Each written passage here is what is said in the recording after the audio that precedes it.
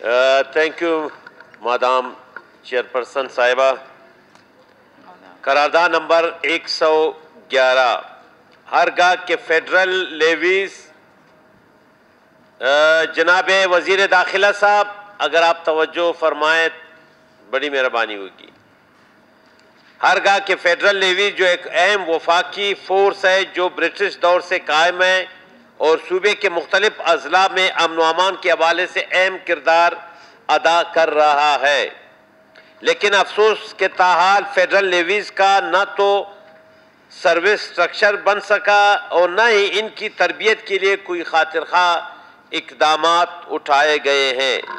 और सितम ज़रीफ़ी ये है कि फेडरल लेवीज की तनख्वाहें भी बहुत ही कम है। लिहाजा ये ऐवान सूबाई हुकूमत से सिफारिश करता है कि वो वफाकी हुकूमत से रुजू करें कि वो फेडरल लेवीज की तरबियत, सर्विस स्ट्रक्चर बनाने और फेडरल लेवीज की तनख्वाहों को बढ़ाने के लिए फौरी इकदामात उठाए जाए। नीज़ अगर फेडरल लेवीज को सूबाई लेवीज में जम किया जा रहा है तो फिर इनकी तनख्वाहें भी वफाकी हुकूमत अदा करने को यकीनी बनाए। करारदाद नंबर 111 पेश हुई। क्या मोरिक अपनी करारदाद नंबर 111 की एडमिसिबिलिटी की वजाहत फरमाएंगे? Thank you madam speaker.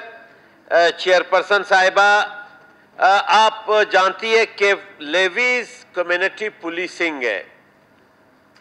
उस वक्त अंग्रेज के दौर में जब यहाँ अंग्रेज आया, बिलखसूस चीफ कमिश्नर जब सूबा था जिसे ब्रिटिश बलूचिस्तान कहा जाता है, जो 1887 यकम जून को बना, उन इलाकों पे बनाया गया ब्रिटिश बलूचिस्तान या chief commissioner province. Order in the house please. Asgar sahab, जो इलाके अफगानिस्तान से गंदमक मुआहदे के तहत 1879 के तहत जो इलाके लिए गए थे असाइन डिस्ट्रिक्ट के तौर पर, उन इलाकों पर अंग्रेज ने 1887 में एक सूबा बनाया, चीफ कमिश्नर सूबा, जिसको मिस नोमर दिया गया। इस सूबे में उस वक्त की लेवीज फोर्स कायम की गई जो कम्युनिटी पुलिसिंग कहलाती थी। जो लेवीज अपने अपने इलाकों में, अपने ट्राइबल इलाकों में वो निगरानी करते थे, वो इन जराइम पर नजर रखते थे, तो इससे बेहतर चल रहा था।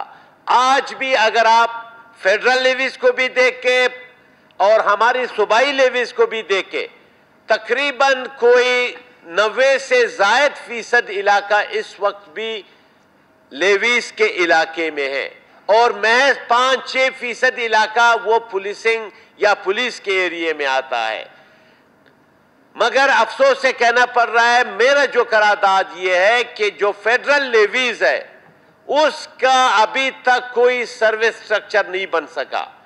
उन बेचारों का अभी तक उनकी तनख्वाहें नहीं बढ़ सकी, उनके तरबियत के लिए कोई खातिरखा इकदामात नहीं उठाए गए। और अब शायद मिनिस्टर साहब बताएंगे कि वो फेडरल लेवीज को वफाकी हुकूमत जान छुड़ाने के लिए वो सूबाई लेवीज में शायद जम कर रही है। अगर वो सूबाई लेवीज में जम होगा तो इसका मतलब ये है कि हमारे सूबे के खजाने पर फेडरल लेवीज के मुलाजिमीन के सालाना 5 से 6 अरब रुपए मजीद इस पे बोझ बढ़ेगा। तो मेरी ये दरख्वास्त होगी इस हवाले से मादाम चेयरपर्सन, ये 2 मीटिंग हुई थी फेडरल में सेनेट की जो लेस डेवलप्ड कमेटी थी। पहली मीटिंग वहां हुई थी 9 सितंबर 2020 को, जिन्होंने सिफारिश की थी कि फेडरल लेवीज को फेडरल के तहत चलाया जाए, वो उनकी तनख्वाहें अदा करें। फिर उसके बाद दूसरी मीटिंग हुई थी, उस वक्त यही जो कमेटी थी लेस डेवलप की, जिसके चेयरमैन थे उस वक्त सेनेटर उस्मान काकड़ साहब, ये 27 जनवरी 2021 को हुई थी। इसमें भी सेनेट ने सिफारिश की है। तो मेरी मताए नज़र ये होगा मादाम चेयरपर्सन वजीर दाखिला साहब से कि फेडरल लेवीज को इसी तरह रखा जाए। उसमें जो पोस्टें भी मंजूर हुई थी उन अजला के लिए जो ब्रिटिश बलूचिस्तान के अजला थे उनके लिए थी। और दूसरी बात यह है कि अगर इसको सूबाई लेवीज में जम किया जा रहा है तो कम अज कम उनकी तनख्वाहें, उनकी मराहत वो वफाक अपने जिम्मे ले ले। हुआ ये कि बलूचिस्तान पैकेज के नाम से 5000 टीचर भर्ती किए गए। जब भर्ती किए, बाद में सूबे से कहा गया कि अब ये आपका काम है, हम पे इजाफी बोझ डाला गया। फिर इस जो पैकेज था इसका क्या फायदा हुआ? ये हमारे ऊपर 5000 टीचर बोझ बन गए। अब हम उनकी तनख्वाहें हमारे खजाने से अदा की जा रही है। इसी तरह लेडी हेल्थ वर्कर की वो भी हम तनख्वाहें अदा कर रहे हैं। अगर फेडरल लेवीज भी सूबे में लाए गए तो इनकी इजाफी तनख्वाहें कोई 5-6 अरब रुपए वो फिर हमें अदा करना होगा। तो मेरी दरख्वास्त इस करारदाद में यही है कि इसको तरबियत दी जाए, इसका सर्विस स्ट्रक्चर बनाया जाए। मिनिस्टर साहब, इसके लिए आप काम करें, इसकी तरबियत की जाए और इनकी तनख्वाहें बढ़ाई जाए। और दूसरी बात जो मैं बार बार मैंने जिक्र किया कि ये ना हो कि ये फेडरल वाले सूबे में जम करें और फिर इनकी तनख्वाहें सूबा अदा करे और फिर हमारा नॉन डेवलपमेंट बजट जो है ना वो 5 अरब रुपए हम इनको दे दे तो फिर हमारे पास बजट बनाने के लिए पैसा नहीं होगा। Thank you madam chairperson. Madam chairperson, जब मैं ये गवर्नमेंट आई, जो मुझे ये जिम्मेदारी दी गई, तो मैं इस सिलसिले में एक मीटिंग में इस्लामाबाद भी गया। तो वहाँ मैं गया तो वहाँ बिल्कुल जिस तरह नसरुल्लाह ज़ेरी साहब कह रहे हैं, वो कह रहे थे कि ये पिछली गवर्नमेंट की तरफ से ये प्रोसेस स्टार्ट हो गया है कि हम फेडरल लेवीज़ को बलूचिस्तान लेवीज़ में जम कर रहे हैं। और हमने कुछ इस सिलसिले में पेशरफ्त भी किया है और कुछ एसेट्स भी जो है हमने बलूचिस्तान लेवीज़ और केपी के लेवीज़ को कुछ एसेट्स भी हमने दिए हैं।